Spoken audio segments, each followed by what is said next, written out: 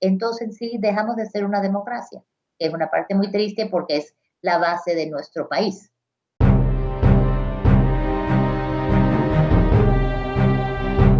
Hola, hola, ¿cómo estás? Bienvenido. Esto es HDP, Hablemos de Política, el podcast donde semanalmente hablamos de temas relacionados con la política de los Estados Unidos. Mi nombre es Ariel Zimmerman, soy el conductor del programa y hoy tenemos un capítulo muy interesante. Tenemos la oportunidad de hablar de elecciones locales y para eso tenemos el lujo y el placer de poder invitarla a María Elena. Ella es la vicepresidenta del Partido Demócrata de Miami-Dade. Bienvenida, María Elena. Gracias, Ariel, y gracias por tenerme en este podcast y poder contribuir a educar un poco a nuestra comunidad, que yo creo que en estos momentos es tan importante. Eh, un Bueno, minutico perdón, no, por favor. para que entiendan un poco de quién soy, porque creo que eso es importante. Eh, soy cubana-americana, llegué aquí en 1960 y fui registrada como republicana hace 10 años. Y en ese momento me di cuenta que el Partido Republicano no me estaba representando mis valores y lo que para mí era importante y lo que yo tanto admiraba de este país, lo que tanto mis padres me inculcaron de lo que era este país y cómo nos abrió las puertas. En ese momento me cambié al Partido Demócrata y a través del tiempo me he involucrado mucho con el partido y por eso en estos momentos soy la primera vicepresidenta del partido local de Miami-Dade County, lo cual es un trabajo voluntario y para mí lo hago con mucho orgullo porque creo que lo hago por mis hijos y por mis nietas y por el futuro de este país.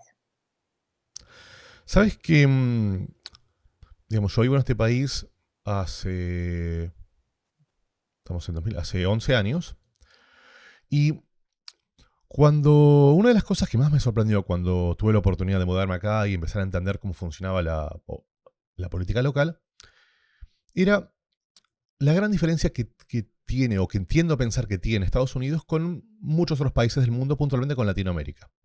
Cuando uno piensa en política latinoamericana, piensa, bueno, el presidente de Argentina es en este momento Alberto Fernández, el presidente de Brasil es Bolsonaro, AMLO preside México, y uno siempre tiende a pensar que, bueno, el presidente del país es el número uno, es la persona más importante, es la persona que toma las decisiones que afectan al día a día en la vida de las personas.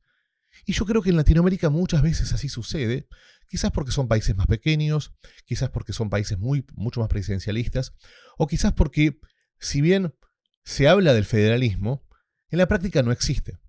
O sea, en la práctica, en el ejemplo de Brasil, por ejemplo, las políticas de Bolsonaro son las que aplican a todos los estados, y si bien hay algunos estados que pueden estar en desacuerdo, en la realidad se hace lo que el presidente dice. Lo mismo sucede en Venezuela, lo mismo sucede en Argentina, lo mismo sucede en casi todos los países de Latinoamérica.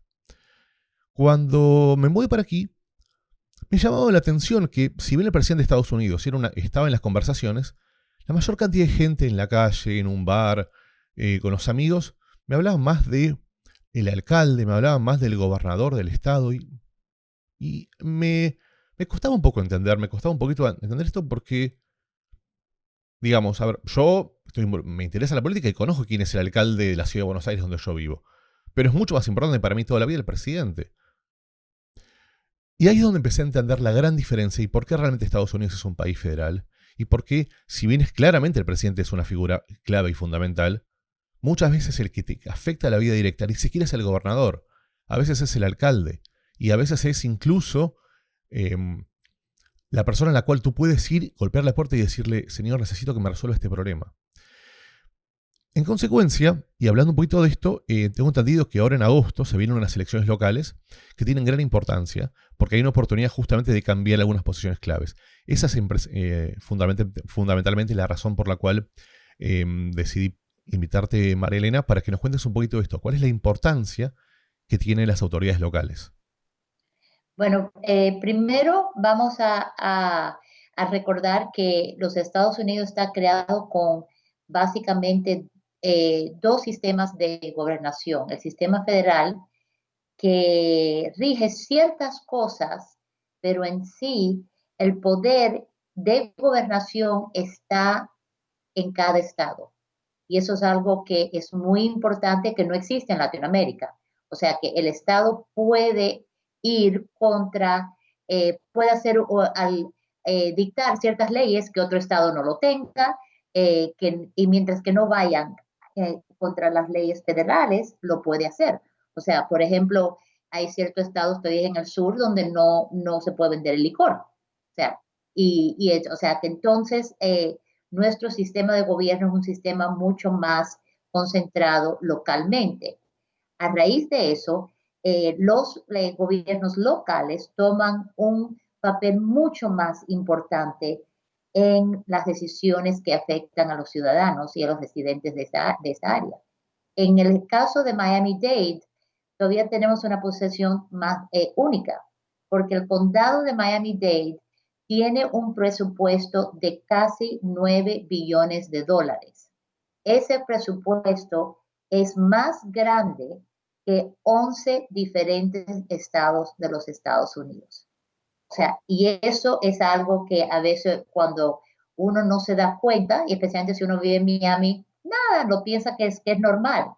Pero nosotros tenemos, o sea, una economía que es mayor que 11 estados. O sea, entonces nuestro alcalde del condado, nuestros comisionados del condado y los alcaldes y comisionados de los 34 ciudades o villages, porque tenemos diferentes, o pueblos, porque tenemos diferentes estructuras, son en sí las que determinan nuestro estándar de vida, determinan la mayoría de las cosas que nos afectan a nosotros en la vida día a día.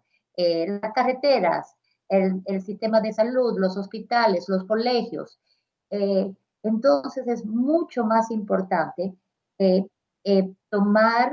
educarse en las elecciones locales que son en agosto hasta cierto punto que en las de noviembre, porque el presidente sí, el presidente dicta las pautas nacionales, pero si nosotros vamos a poder tener acceso de un sistema mejor de transporte, o si podemos tener acceso de poder tener viviendas asequibles a todas las comunidades, eso va a ser determinado por el gobierno del condado y el gobierno de cada ciudad adentro de este condado. Entonces, déjame preguntarte, ¿cuáles son las diferentes posiciones que se votan, que se van a elegir ahora en agosto? En agosto ahora se van en la parte local, vienen las elecciones para alcalde del condado y entonces para 7 de los 13 comisionados de lo que es parte del gobierno del condado. Entonces, los comisionados están divididos por distritos y cada distrito representa un área del condado de Miami-Dade.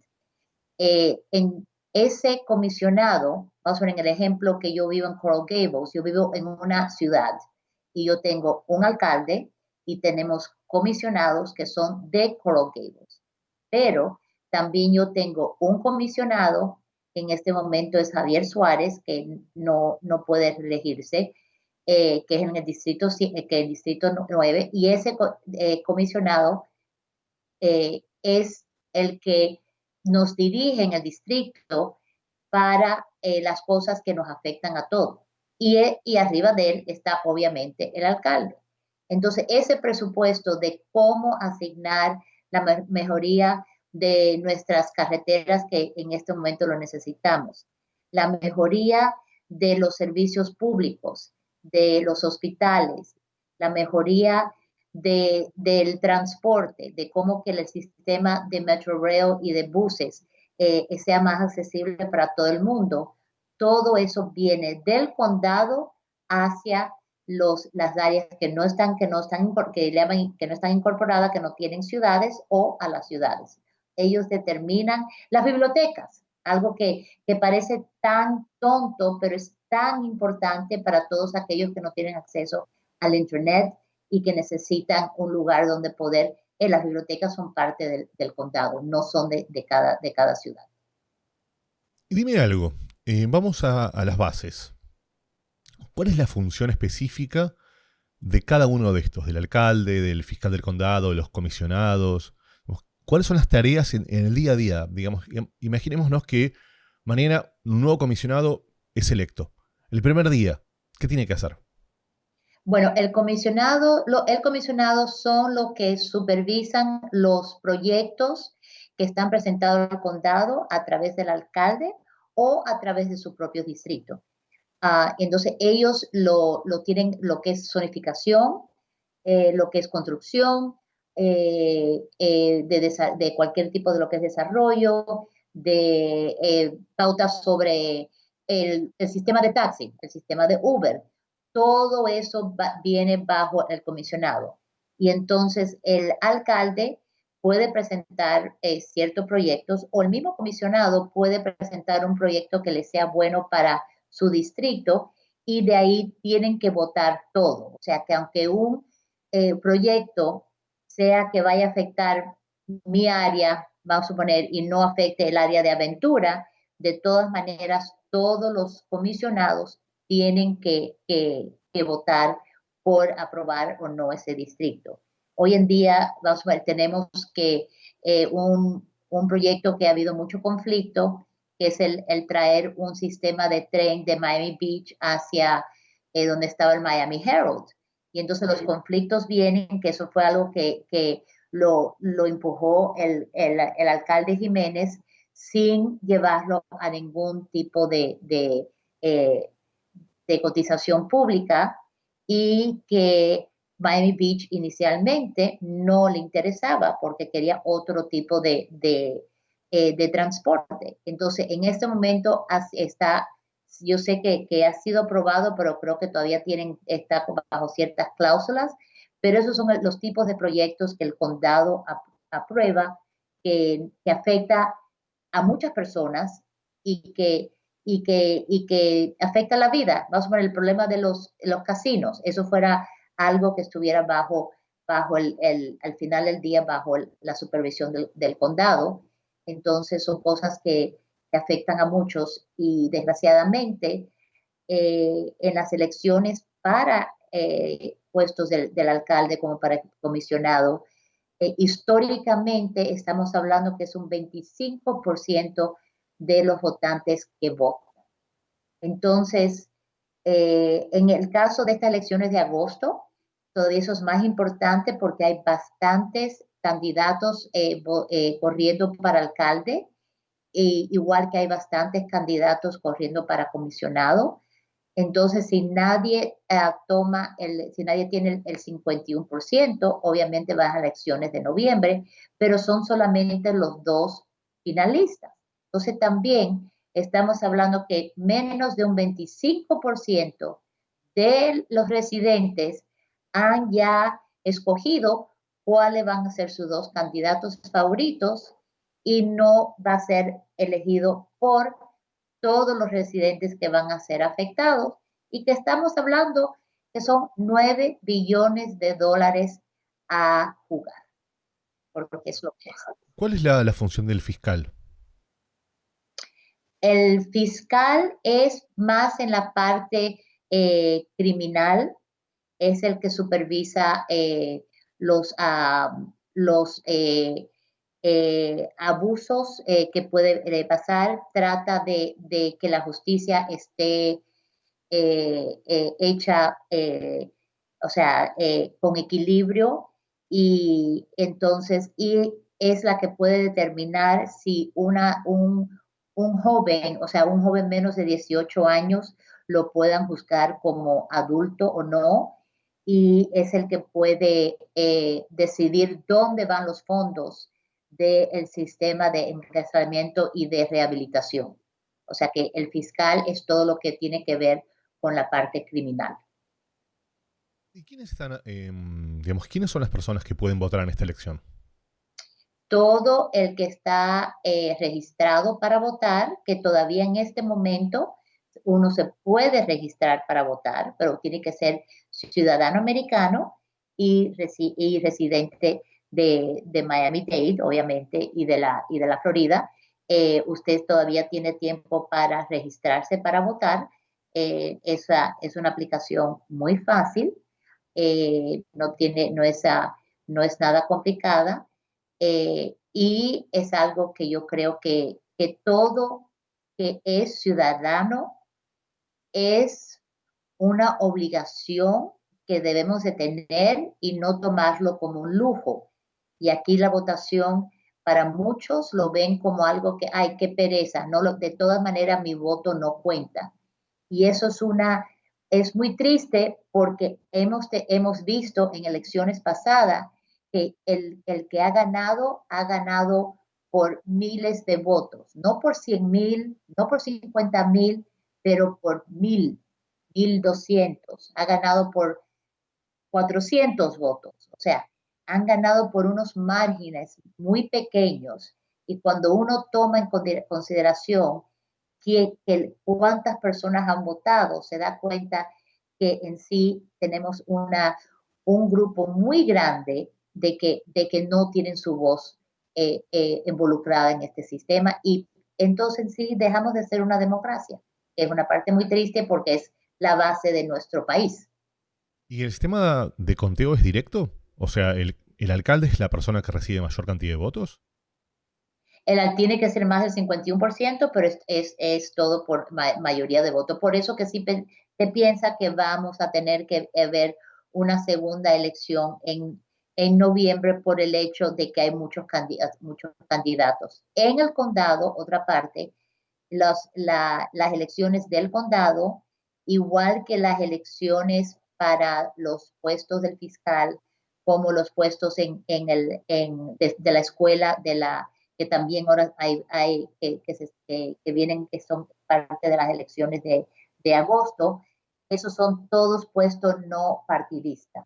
O sea, que no se identifica si la persona es republicana o demócrata, son puestos que no definen como los puestos para representantes federales y el senador federal y estatal, que sí las primarias son primero por partidos y después viene la elección general del candidato de un partido contra el candidato de otro partido. En las elecciones del condado es los dos que más votos hayan tomado sin haya tomado el 50,1%. Es decir, que cualquier ciudadano americano residente de la Florida y residente del condado podría ser candidato. Correcto. Eso, o sea, la candidata para ser candidato no toma mucho. O sea, para uno tiene que ser ciudadano americano, tiene que tener, si no me equivoco, no, ni para las locales uno no tiene restricción de edad, no es como para el presidente, así que no hay ninguna restricción de edad. Y uno puede pagar la registración y entonces paga para ser candidato o lo puede hacer bajo petición, entonces uno va a todo a los ciudadanos y le piden firmar que le pongan su nombre bajo petición y no pagando. Pero en sí son las dos formas de poder correr como candidato, no tiene que ser parte o sea, uno no tiene que ser parte de ningún partido, puede ser lo que se llama NPA, que quiere decir que no tiene ninguna afiliación partidaria, que es uno de los estatus que uno tiene cuando uno se registra para votar, porque muchas personas lo identifican como independiente, pero en sí no, porque hay un partido independiente, o sea o sea, pero los partidos más grandes obviamente son el republicano y el demócrata, y hay una gran porción de la población que está registrada como NPA o que no es parte de ningún partido. Eso en una parte, en un estado como la Florida, que las primarias son cerradas, de verdad que nosotros no nos parece que es algo justo. ¿Por qué? Porque yo como demócrata, ahora yo escojo quién yo quiero que me represente bajo los demócratas. Y como republicana, yo pudiera escoger quién me representa como republicana. Al ser NPA, esas personas no votan en las primarias y no tienen ninguna voz en la decisión de quién van a ser los candidatos que van a correr en las elecciones generales. O sea que nosotros también urgimos a todo el mundo que sean parte de un partido, porque también es una forma de uno poder tener más participación en el sistema de elecciones y en el sistema de gobernación. Es tan importante. Uno de los temas que están en boga, que cuando uno prende la televisión, sobre todo en política federal, se habla mucho el concepto de vote suppression, que tiendo a pensar que son estrategias que hacen algunos partidos que están orientadas a complicar o a reducir la cantidad de gente que va a votar. Por ejemplo, comparándolo con Latinoamérica, una de las grandes diferencias que hay en Estados Unidos es que el día de votación no es un feriado. O sea, la votación no solamente no es obligatoria, es optativa como lo mencionaste recién, sino que además se suele hacer en un día laboral, lo cual hace que dificulta que muchas personas que no tengan la flexibilidad puedan ir a votar. ¿Tú crees que esto afecta o esto influye en el bajo conteo de votos del condado de Miami? Sí, yo creo que influye en todos los Estados Unidos, no solamente aquí, porque por una parte se, eh, se hace el voto más difícil. No solamente, y eso que le digo que nosotros en el condado de Miami-Dade, de verdad que hemos tenido la suerte de tener un departamento de elecciones que trata mucho de identificar áreas que no están siendo, que no tienen buenos accesos a lugares de votación y tratando de mejorarlas. Así que en esa parte yo tengo que darle una gracia a nuestro departamento de elecciones porque de verdad, comparado a otros departamentos, tenemos ayuda para saber que las personas pueden votar. Tenemos voto anticipado por 2 semanas que están abiertos ciertos lugares para votar, pero durante esas 2 semanas del voto anticipado, uno puede ir a cualquier lugar a votar. No tiene que ir a donde le toca el día de las elecciones. O sea, que uno si está en camino al trabajo y ve que dice, vote aquí, uno puede parar y votar. Otro cambio ha sido que por primera vez para las personas que están enrolados en el voto por correo, van a poder ir y dejar su boleta personalmente y no la tienen que mandar por correo si no quieren. El voto por correo es algo que yo creo que es muy importante porque primero es gratis, porque la boleta llega a su casa y ya viene y tiene la estampilla, o sea que no le cuesta nada devolver esa boleta por correo, número uno. Segundo, que le da tiempo para usted decidir, preguntar, comentar de las elecciones, porque las boletas, por ejemplo, ahora para elecciones de agosto 18, la empiezan a mandar como alrededor del 10 de julio. O sea que estamos hablando que tiene casi un mes de anticipo que usted va a poder tener su boleta y que la va a poder ver y que va a poder leerla y que va a poder preguntarle a alguien si tiene duda de cómo hacerla. La puede mandar por correo o la puede dejar en un sitio de elección antes de los días anticipados. Uh, y una vez que usted la mande por correo o la entrega a través el internet, usted puede ver que su boleta fue recibida y fue contada. Si por casualidad hubo algún problema que la boleta no fue contada porque puede ser que la firma no era igual, porque usted le faltó de firmarla, por cualquier cosa. Tiene 2 días después de la elección para poder hacer el cambio si no lo ha hecho antes, porque si usted mandó su boleta a finales de julio, esa boleta llegó la primera semana de agosto, todavía tiene una semana que usted puede ir a donde está el supervisor a decir, mire, qué pena, metí la pata y la voy a cambiar y la puede cambiar. O sea, lo puede mandar un affidavit diciendo, sí, fui yo quien, mire, aquí está mi copia de mi licencia y esta ahora mi firma nueva. O sea que en ese sentido, el condado de Miami-Dade de verdad está ayudando mucho a tratar de hacer las elecciones lo más fácil posible. pero eso no es el caso en la mayoría de los Estados Unidos. Si usted ve el ejemplo ahora en Kentucky, en una área que habían, creo que eran más de 600 votantes, solamente había un lugar de 600,000 votantes, un lugar para votar. O sea, eso está hecho a propósito, está hecho para suprimir el voto, la misma, cuando lo hace más difícil que le exigen más identificación de la necesaria. Son todas tácticas para represar el voto y otras partes que también lo hacen, que eso la perdieron en la última, hace 2 años en las elecciones, hacer los distritos en unas formas que entonces siempre dan hacia favor más a un partido que al otro. Entonces eso es algo que pasó en la Florida y lo tuvieron que cambiar y rediseñar los distritos para que fueran un poco más equilibrados. Ahí viene otra de las grandes problemas que tenemos hoy en día, que es el census. Porque si usted no contesta el censo, entonces no sabemos cuántas personas hay y no podemos darle la ayuda necesaria y nuestros comisionados y nuestros alcaldes no pueden ayudar a los que viven en sus distritos porque no saben cuántas personas hay. Así que, Exactamente.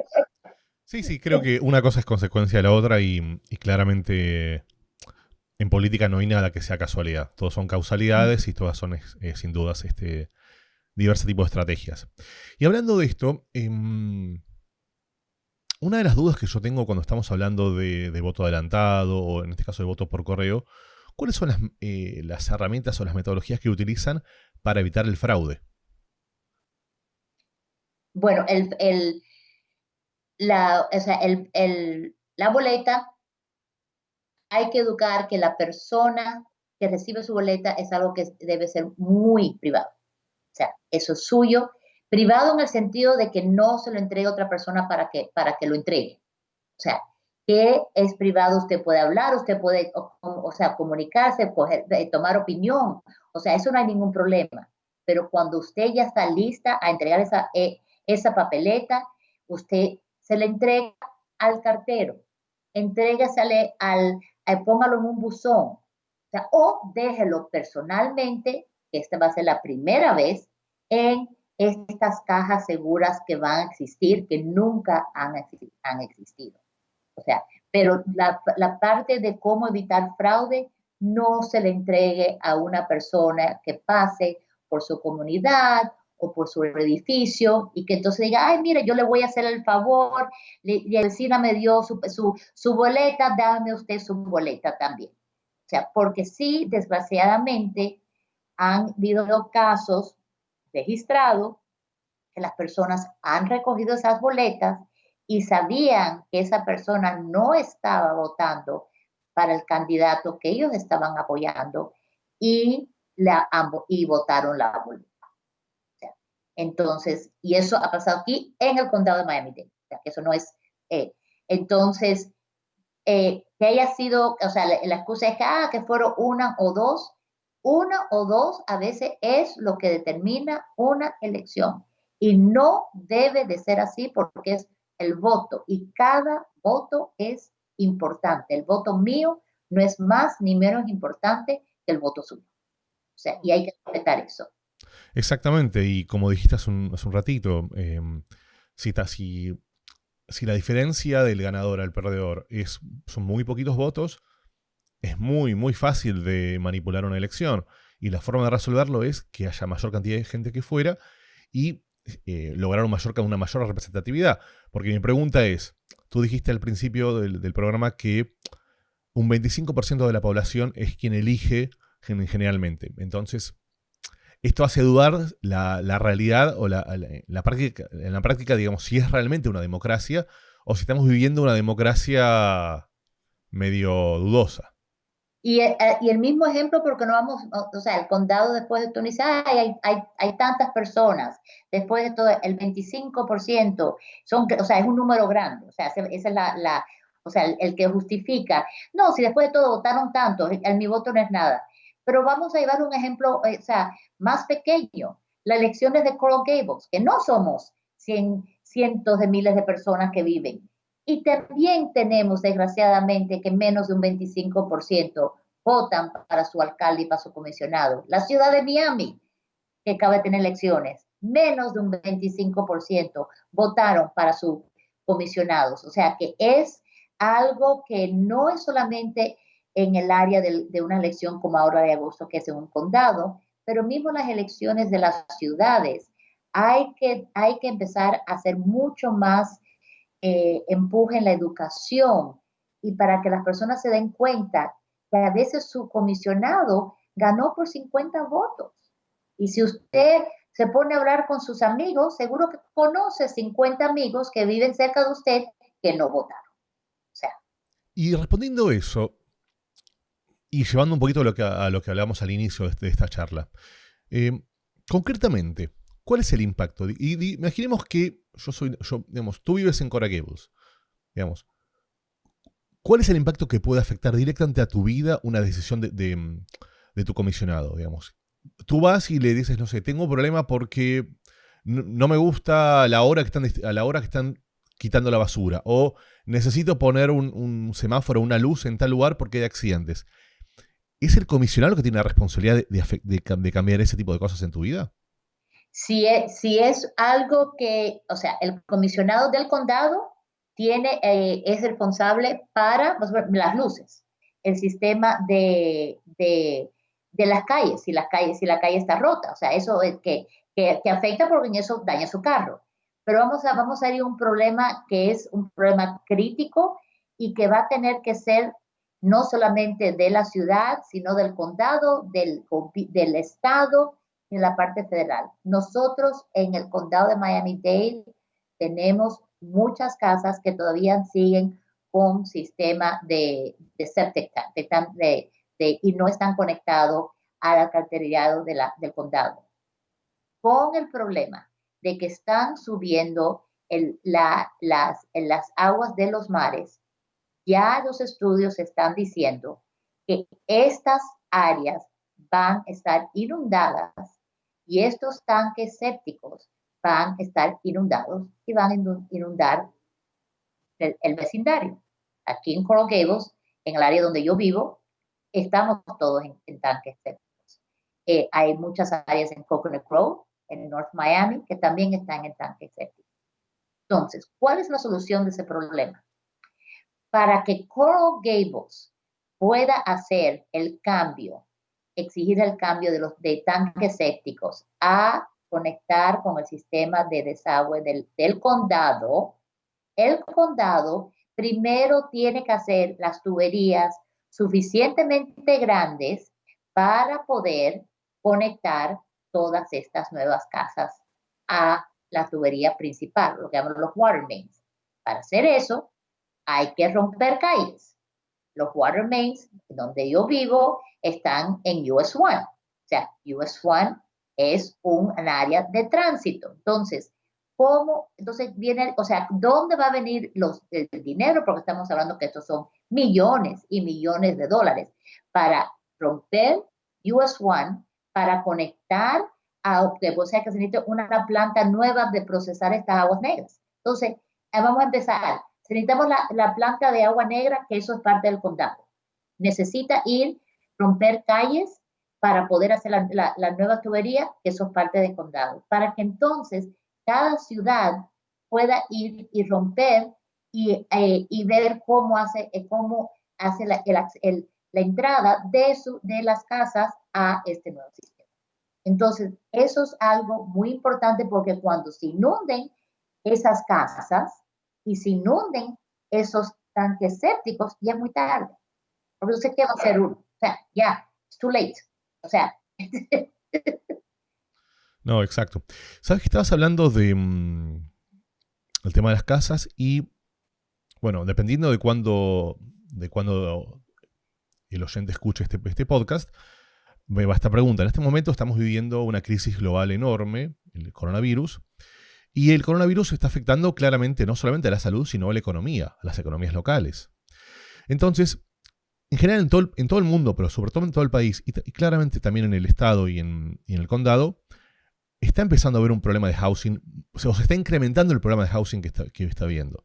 Digamos, las personas están encerradas, muchas de las personas que viven con el dinero diario no están pudiendo salir a trabajar, incluso si están pudiendo, los restaurantes están cerrando. Digamos, la industria está afectada de forma muy, muy agresiva. Y esto afecta directamente a la vida de las personas y afecta directamente en el tema de housing a las personas que no pueden pagar su renta.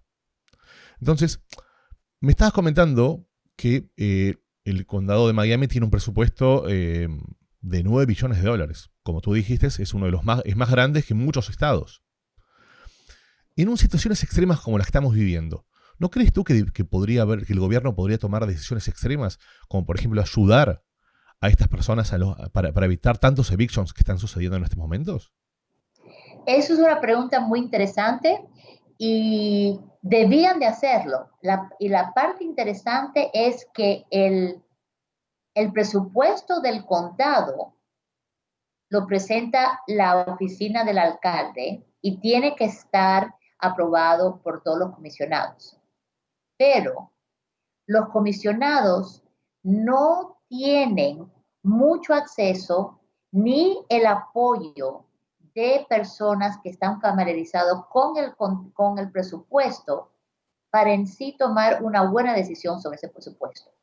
Así que, en mi simple opinión, el condado lo puede hacer y yo le aseguro que el dinero estuviese ahí. Si alguien tuviese mejor idea de cómo se está manejando el dinero del condado.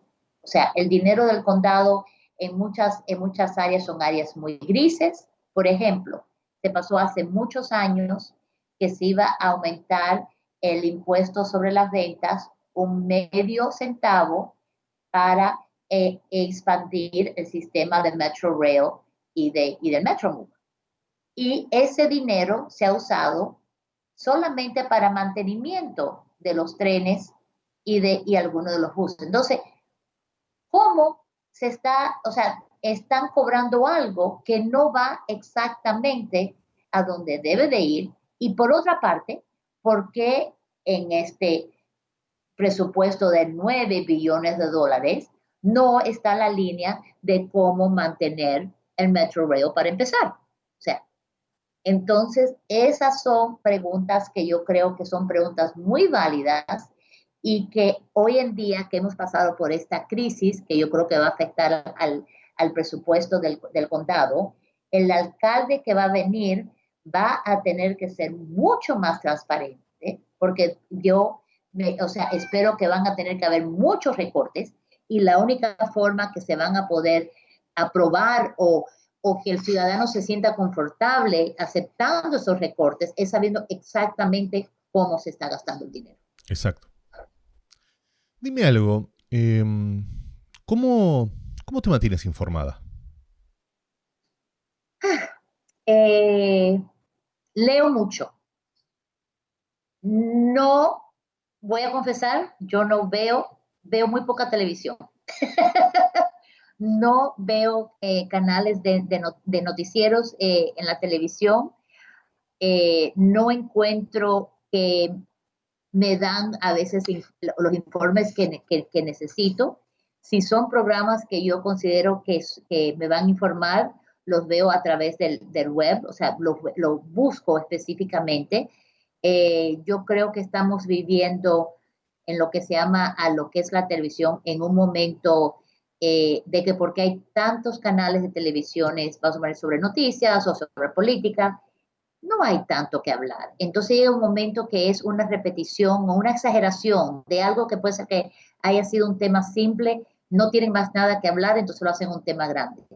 Entonces yo en esa parte prefiero, leo muchos periódicos, eh, trato de informarme de diferentes opiniones de más liberales y de opiniones también más conservadoras. Yo personalmente me considero que soy liberal, pero no soy extremista. Yo creo que todos los extremos son malos y en una parte para mí los extremos son igualitos, porque es el puro capitalista es igual que el puro comunista. Al final del día, las riquezas están en manos de muy pocos. sea, y eso al final son igualitos, o sea, con diferentes nombres, pero al final el día es igual. Pocos con mucho y el resto todos sin nada. Entonces hay que buscar los centros son lo que hay que buscar y yo creo que en estos momentos que vivimos en áreas, o sea, que estamos en un tiempo que de verdad que están en conflictos de extremos, yo tengo el optimismo que los extremos son lo que traen los cambios, porque entonces uno tiene que llegar al compromiso y también puede escuchar de que de esos extremos a veces hay cosas buenas que uno puede aprender. Entonces yo tengo el optimismo que en estos momentos de extremos a veces son los momentos donde los mejores cambios se pueden tomar. ¿Hay algo que nos quieras contar que no te haya preguntado? No, yo de verdad sí quisiera insistir a todo el mundo que lo que nos esté escuchando, que por favor, si eres ciudadano americano, no importa en qué parte de los estados ustedes estén, por favor, regístrense para votar, voten, su voto cuenta, por mucho que uno piense que no cuenta, su voto cuenta, por mucho que, vamos a ver, yo personalmente como demócrata, la frustración de saber que la mayoría de los americanos no votaron por Trump y Trump salió, pero por otra parte, casi 50% de los votantes tampoco no votaron. Y ahí regresamos a lo que estábamos hablando antes, que ni la mayoría, o sea, que yo creo que fue que si uno calcula los números, creo que es un 24% de aquellos que pueden votar en los Estados Unidos votaron por Trump. O sea, y mira lo que no has causado, porque como latina, yo no puedo aceptar de que consideren que yo soy, que mi país es un país de segunda categoría. Yo no puedo considerar que yo soy de segunda categoría. Yo no puedo considerar que a mí me cierren las puertas por ser latina. O sea, entonces, en un país que la base de grandeza de este país es porque fue hecho por todos inmigrantes. Y la única persona que nos puede decir algo y criticar, decir, ustedes no deben estar aquí, son los nativos americanos. Y de ahí todo el resto que se callen, por favor. Porque vinieron acá a tomar tierras que no le pertenecían y a dictar áreas que no tenían con qué decir. Así que estamos todos en el mismo bote. Bueno, la verdad, María Elena, quiero agradecerte mucho por el tiempo y por la dedicación que le has tomado. Para mí es un placer haberte invitado y la verdad es que tengo muchas ganas de poder eventualmente invitarte en una segunda oportunidad porque creo que hay muchas otras cosas para poder charlar. Pues con mucho gusto y yo creo que las charlas son los que nos hacen entendernos y no, o sea, mi deber en este momento no puede ser que cambiar opinión, pero de entendernos y de apreciar la posición de cada persona y a veces dejar una duda o una pregunta de algo que uno ha pensado que es lo que debe de ser y decir, mira, puede ser que haya una mejor forma de hacerlo. Y yo creo que si hacemos eso, estuviéramos en un mundo mucho mejor. No puedo estar más de acuerdo contigo. Y bueno, para ti, que estás escuchando el programa, asumo que si llegaste hasta aquí es porque te está gustando lo que estamos haciendo. En consecuencia, es muy importante para este proyecto que nos puedas apoyar, que puedas suscribirte en los canales de YouTube, de Spotify, que puedas recomendarlo con tus amigos y que puedas, en definitiva, seguir escuchándonos semana a semana. Entonces te agradezco mucho por el tiempo que nos dedicaste y nos vemos la semana que viene. Muchas gracias. Adiós.